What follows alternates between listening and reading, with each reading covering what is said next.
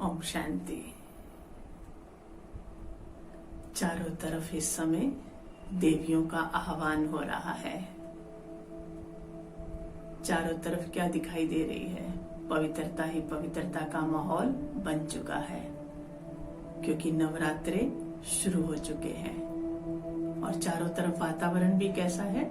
सात्विकता है, सब जगह सात्विक माहौल है। तो ये नवरात्रे आए हैं हमारे पास, हम इनको मनाते हैं। ये बहुत प्यारा सा पर्व है, लेकिन ये हमें बहुत सारी शिक्षाएं भी देता है। इसके पीछे बहुत सारे गहरे रहस्य भी छुपे हुए हैं। तो आज हम इन्हीं रहस्यों को जानने का पुरुषार्थ करेंगे, चिंतन करेंगे इसके ऊपर कि क्या क्या रहस्य है, क्या नवरात्रे हमें क्या क्या समझाने के लिए आए हैं।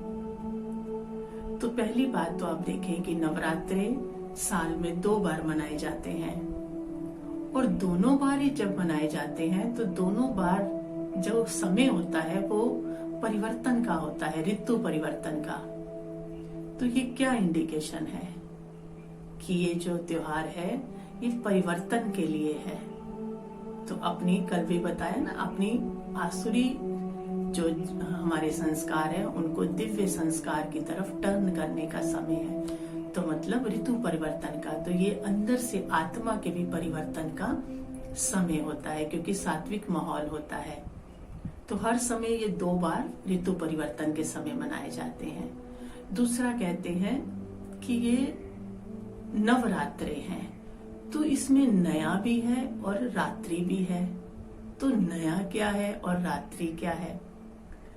तो रात्रि मतलब कलयुग की रात्रि, जिसमें सारे क्या हो गए हैं? अज्ञान अंधकार में डूब गए हैं। तो अंधकार से, रात्रि से हमें प्रकाश की तरफ जाना है, अर्थात नई तरफ जाना है ना। नया क्या है और रात्रि क्या है?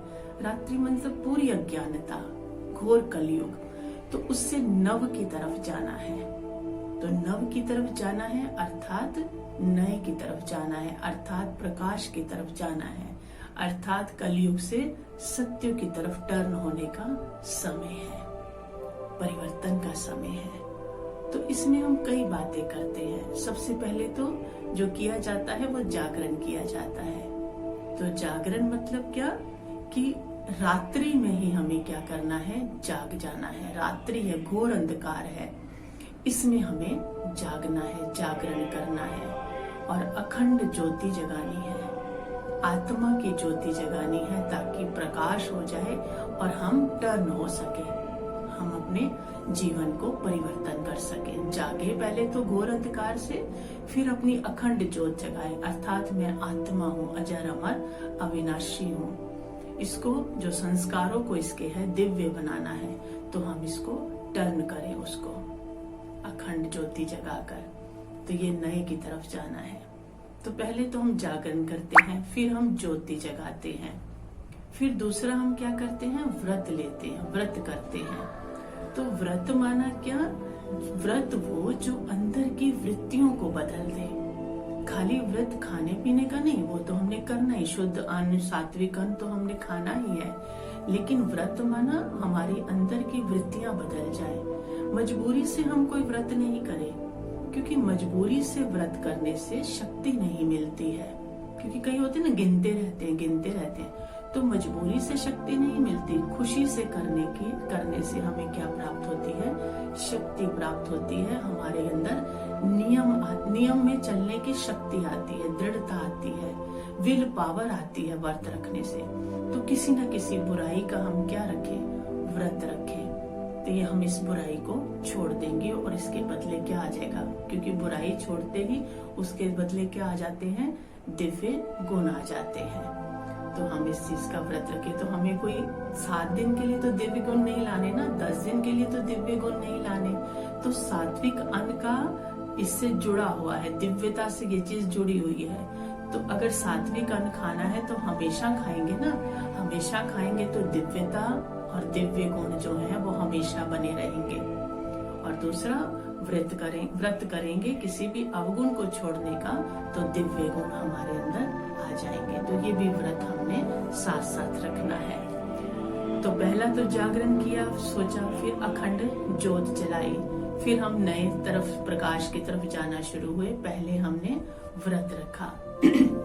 व्रत के बाद क्या कहते हैं, फिर हमने दिया कहते हैं, दिया जलाते हैं। तो दिया मतलब क्या, अर्थात मैं मिट्टी हूँ, मेरा ये शरीर मिट्टी का है और मैं जो आत्मा हूँ वो ज्योत हूँ। तो मिट्टी का दिया है, इसने खत्म हो जाना है और मैं आत्मा क्या हूँ, ज्योति हूँ। और दिया का एक अर्थ भी है कि हमने दिया, हमने देना सीख लिया।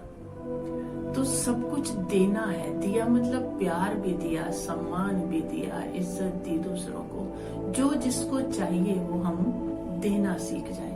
एक ही संकल्प रह जाए कि मुझे क्या करना है, देना है, लेना नहीं है किसी से। जब ये संकल्प आ जाता है, जब तो फिर क्या हो जाता है, रिश्ते खूबसूरत हो जाते हैं।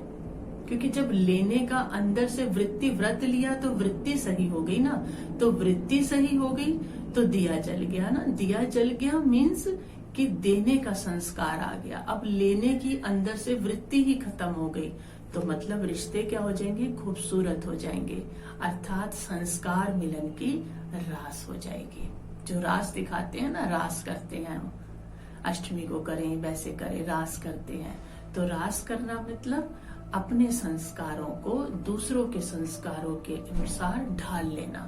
अगर कोई गलत भी चल रहा है तो उसके संस्कारों के अनुसार अपने को टर्न कर लेना। तो ये हम इस नवरात्रि ये सब रहस्य हमने समझे, ये समझेंगे और इसको हम धारण भी करेंगे, इसके गुह्य रहस्य को धारण भी करेंगे। तो हमारा ये नवरात्रि हमारे लिए एक बहुत उमंग उत्साह दिलाने वाला हो जाएगा। हमारे अंदर ऐसा परिवर्तन कर देगा जो घर में हमेशा के लिए ही क्या बनी रहेगी, सुख शांति बनी रहेगी, दिव्यता बनी रहेगी और घर भी कैसा बन जाएगा, एक मंदिर जैसा बन जाएगा।